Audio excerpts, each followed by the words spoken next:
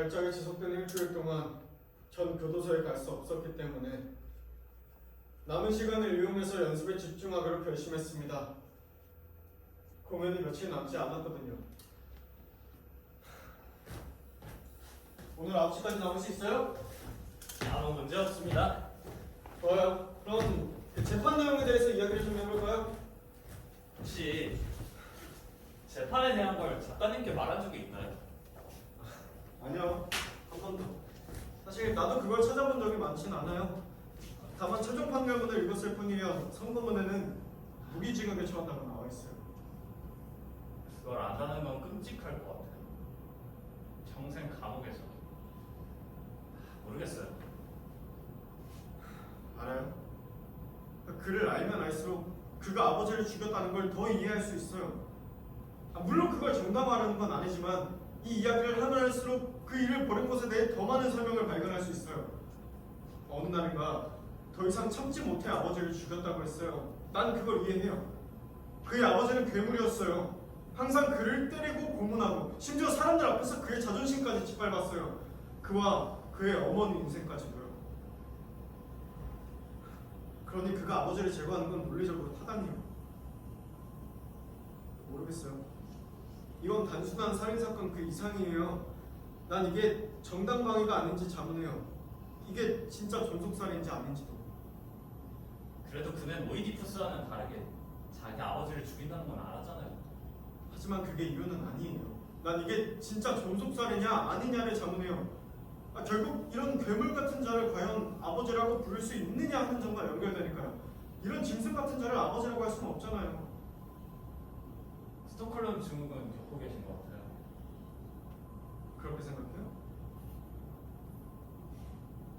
하지만 난 도스토옙스키가 까라마조프가 형제들에서 말한 거에 영향을 좀 받은 것 같아요. 어제 몇몇 부분을 다시 읽었어요.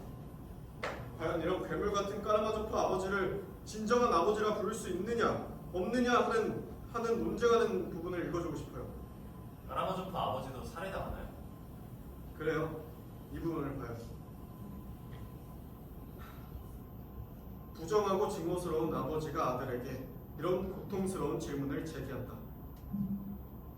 혹시 내 아버지가 나를 잉태했을 때 나를 사랑하긴 했을까? 혹시 그 열정적인 순간에 날 알지도 못했고 혹시 술을 마셔 흥분이라도 했다면 내가 왜 그를 사랑해야만 하지? 오직 날 잉태했다는 이유만으로 그 아들은 아버지에게 물어봐야 했다. 내가 왜 아버지를 사랑해야 하죠? 그게 의무라는 걸 증명해봐요.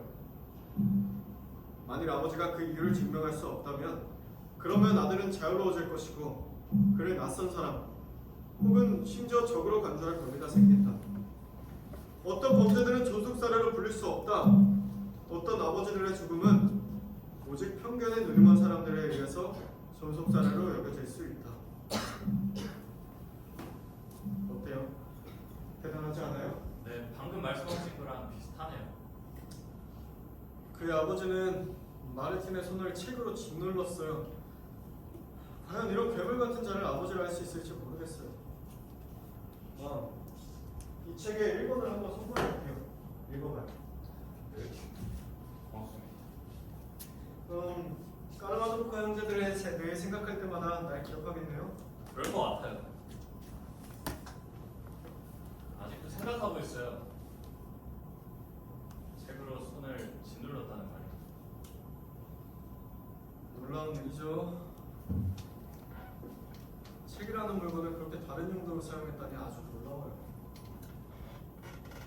지금 드는 생각은 아마 그래서 포크로 죽였나봐요. 칼로 찌르지 않고. 그러니까 아버지가 그에게 고통을 줄 때 했던 원칙을 그대로 따른 거죠. 포크 사진은 봤죠? 네, 봤어요. 포크 끝이 모두 피로 물들었어요. 피가 응고된 것처럼 말랐어요. 왠지 모르겠는데 이 사진들이 시체 사진들보다 보기가 더 힘들었어요. 맞아요. 동시에 뭔가가 비닐봉지 안에 있는 포크가 잘 모르지만 시적인 뭔가가 있어요. 모르겠어요. 단도로 쓰인 포크. 흥미로운 전이가 있어요. 게다가 현장에서는 포크 말고 모든 게 깨끗했어요. 아마 시체와 함께 혼자 몇 시간을 보낸 모양이에요. 가지 의문이 있는데 가족들 간에 이런 범죄가 일어날 때 그럼 장례식과 다른 절차들은 어떻게 됐어요? 그러니까 가족 중 누군가가 살인자면 장례식에 갈 수 있을까요?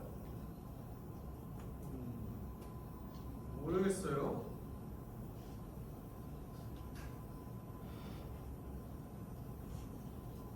아마 못 가지 않을까요? 그럼 그는 아버지 무덤이 어딘지 절대 모르겠네요. 모르겠어요. 아니, 좋은 질문인데요? 만일 그가 희생자의 장례식에 가게 해달라거나 아니면 나중에 무덤에 가게 해달라고 요구하면 사실 그걸 한 번도 생각해 본 적은 없어요. 우리 어디 하다가 말았죠? 말은 흔히 안약을 줬다고요. 아, 좋아요. 어쩌면 안약을 넣는 게 그가 아니라면 더 좋을 것 같아요. 그럴 수도 있죠. 언젠가 작가님께 직접 그걸 부탁할 수도 있죠. 그게 그들이 갖는 유일한 신체 접촉인 것처럼요. 좋아요. 해볼까요? 조금 앞쪽에서부터. 그 장면 처음부터요. 좋아요. 저는 그것이 마치 피곤하고 간질발작이 온 다음에 아무것도 할 수 없는 완전히 벤치 위에 뻗은 것 같다는 생각이 들어요.